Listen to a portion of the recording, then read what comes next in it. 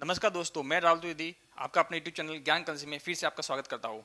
आज फिर से हम एक नई कंपनी का आईपीओ की डिटेल लेके आए हैं। और आप जरूर इस वीडियो के अंत तक बनी रहिए ताकि आपको मालूम पड़ सके कि इस आईपीओ में इन्वेस्ट करना है कि नहीं करना है। आज का जो कंपनी है उसका नाम है विंडास बायोटेक।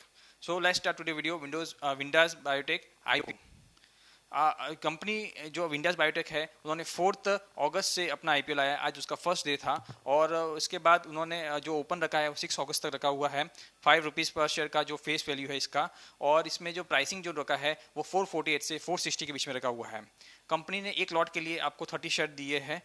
30 शेयर के लिए आप अप्लाई कर सकते हैं एक लॉट में। और फिर ये कंपनी जो अपना आईपीओ है वो बीएससी एनएससी दोनों में लिस्ट कराएगी। इसमें टोटल जो इनका जो आईपीओ का साइज है वो 401 करोड़ है। और इसमें फ्रेश इशू जो है उन्होंने 165 करोड़ का रखा हुआ है, और जो ऑफर फॉर सेल है वो 236 करोड़ का है। कंपनी के जो अगर समझो इसमें आईपीओ के जो डिस्ट्रीब्यूशन देखे तो क्यूआईबी के लिए उन्होंने 50% रखा हुआ है, एनआईएस के लिए 15% और रिटेल के लिए 35% रखा हुआ है। विंडोज बायोटेक का हम लोग अगर समझो इसका अलॉटमेंट का डेट देखें तो अलॉटमेंट लगभग 11 अगस्त के आसपास आएगा, और जो इसकी लिस्टिंग होगी वो लगभग 17 अगस्त के आसपास होगी।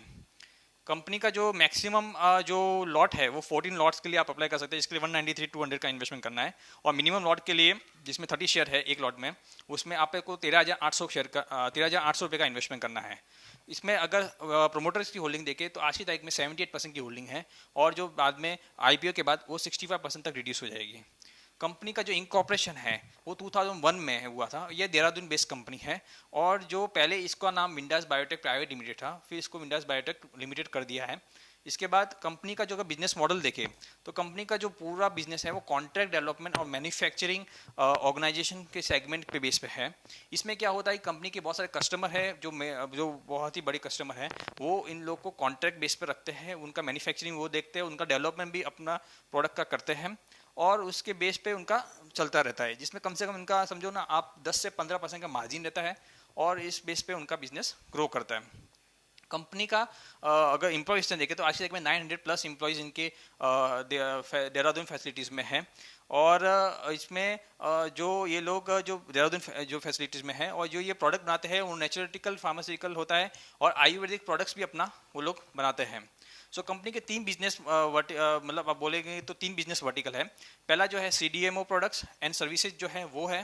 फिर डोमेस्टिक ट्रेड जो जेनरिक जो खुद से जो अपना डोमेस्टिक ट्रेड करते हैं, ओवर द काउंटर करते हैं, खुद के प्रोडक्ट्स बेचते हैं वो है। और एक्सपोर्ट जो है वो करती है। एक्सपोर्ट में लगभग 5% का है, 10% उनका डोमेस्टिक से आता है, और जो बाकी जो सीडीएमओ से वो 80 से 85% उनका आता है। कंपनी का अगर हम लोग कस्टमर देखें तो मेन कस्टमर उनमें फाइजर है, स्नोफी है, कैडिला है, हेमिक्योर है, एरिस लाइफ साइंस है, इंटास है, और सिस्टोपिक लेबोरेटरीज है। कंपनी की स्ट्रेंथ देखे तो कंपनी एक सीडीएमओ बेस पर वर्क करती है, तो उनके पास कॉन्ट्रैक्ट हमेशा रहते हैं। सो इसमें उनके बिजनेस के लिए उनके लिए प्रॉब्लम नहीं होती है। प्रॉब्लम शायद मार्जिन का हो सकता है, बिकॉज मार्जिन जो है कस्टमर को मालूम होता है। सो फिर भी कंपनी के पास एक लीडिंग सीडीएमओ बेस्ड कंपनी है। ये स्ट्रॉन्ग फोकस है क्रॉनिक मतलब कंपनी का जो फोकस है वो क्रॉनिक थेरापेटिक कैटेगरी में जाती है, उसमें है। ठीक है, और इसका जो देहरादून का जो ऑपरेशन है वो बहुत ही अच्छी तरह से काम करता है उनका। फिर प्रोफेशनल एक्सपीरियंस मैनेजमेंट है, मैनेजमेंट के बाद बहुत अच्छा ऐसा एक्सपीरियंस है। प्रोडक्ट्स में जो भी वो लोग इनोवेटिव करते रहते हैं, और जो उनका जो फाइनेंशियल ट्रैक रिकॉर्ड है वो सोबर रॉबस्ट है, मतलब ना अच्छा है ना बुरा है, बट बराबर है। कंपनी के अगर हम प्रमोटर की बात करें तो उसमें अशोक कुमार विल्लास है, फिर हितेश विल्लास है, मनोज कुमार विल्लास है, और WBL फैमिली जो विंडोज के रिलेटेड ही है।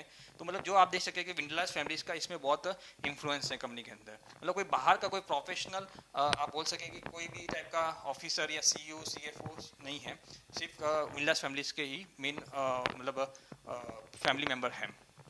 ऑब्जेक्ट जो है कंपनी का इस आईपीओ को लाने के लिए, तो उन्होंने क्या किया है कि उनको बहुत सारे इक्विपमेंट्स की रिक्वायरमेंट है।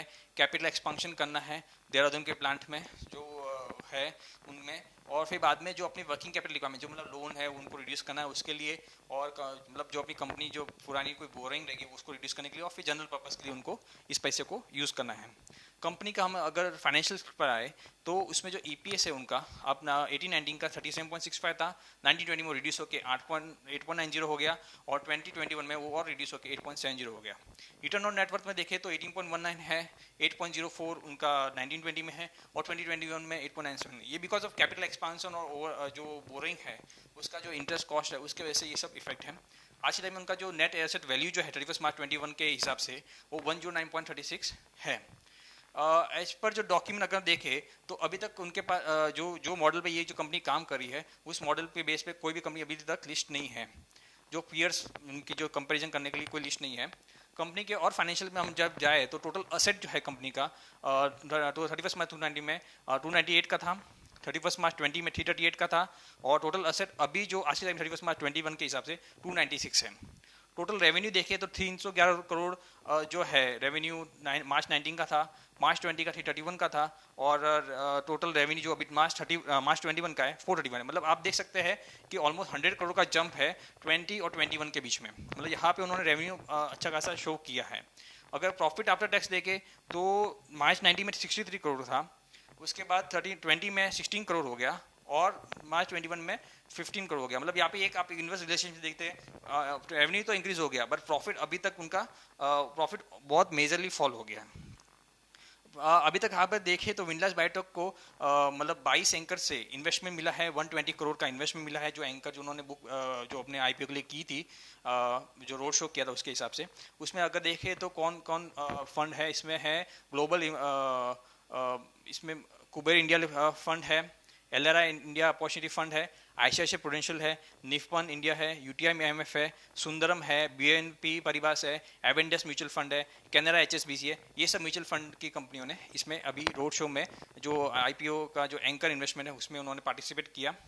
सो अगर कंपनी का मोटा मोटी हम लोग अगर समझो रिव्यू देखें तो वो यही बनता है कि कंपनी के पास जो फाइनेंशियल्स है वो रोबस्ट है, मतलब ना अच्छा है ना बुरा है। जो कंपनी ने अगर इनका टॉप लाइन तो थोड़ा सुधर गया है बट बॉटम लाइन में अभी भी इनके प्रॉब्लम है। मतलब आप देखेंगे तो प्रॉफिटेबिलिटी में बहुत ही बड़ा फॉल है उनके अंदर।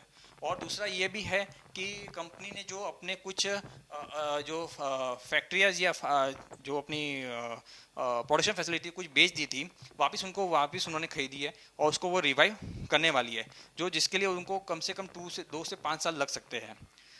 अभी फिलहाल उनका जो जीएम मतलब देख सकते हैं कि अभी तक उनका वो जो प्रोडक्शन है वो अभी 2 से 5 साल, जो उनका कैश फ्लो है वो 2 से 5 साल लगभग उनको बनाने में वापस लग जाएगा। जो प्रॉफिटेबिलिटी उनको चाहिए, जो प्रॉफिटेबिलिटी आने वाली है मतलब जो प्रीवियस थी उसके हिसाब से उनको 2 से 5 साल लग सकता है। मतलब लॉन्ग टर्म बेट बन सकती है कंपनी की। आपको सिर्फ इसी में लॉन्ग टर्म के लिए इन्वेस्ट करना है। अगर शॉर्ट टर्म में आपको इन्वेस्ट करना है तो ओनली कैश रिच, मतलब जिनके पास कैश सरप्लस है वही इन्वेस्ट इसमें इन्वेस्ट करे। अभी देखें तो करंटली जीएमपी उनका 30% के आसपास रन हो रहा है। मार्केट कंडीशन अच्छा है। 30% से 40% तक लगभग उनको प्रीमियम मिल सकता है। बट आप सोचेंगे कि लगभग कि आपको 100% रिटर्न मिल जाए इसमें एक ही दिन में, तो वो शायद इसमें पॉसिबल शायद नहीं होगा। आपको ये श्योर कर देना चाहिए कि ओनली शॉर्ट टर्म के लिए सिर्फ मतलब आप अपने फाइनेंशियल कंसर्न से जरूर कंसल्ट करें, बट लॉन्ग टर्म के लिए आप कंपनी में इन्वेस्ट कर सकते हैं। होप आपको ये वीडियो अच्छी लगी होगी। अभी तक आपने हमारे YouTube चैनल को सब्सक्राइब नहीं किया है प्लीज़ सब्सक्राइब कीजिए और बेल आइकन को प्रेस कीजिए ताकि हम आपको और भी वीडियो की नोटिफिकेशन भेज सकें, और हमारा भी मतलब हमारा जो ज्ञान है वो आप तक पहुंच सके। Thank you for watching this video. जय हिंद, जय भारत।